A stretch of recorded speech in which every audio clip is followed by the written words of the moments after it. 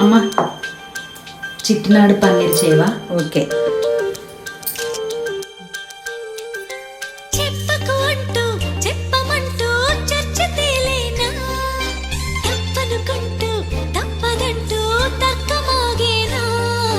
సంగతి చూస్తూ జాలి వేస్తూ కదల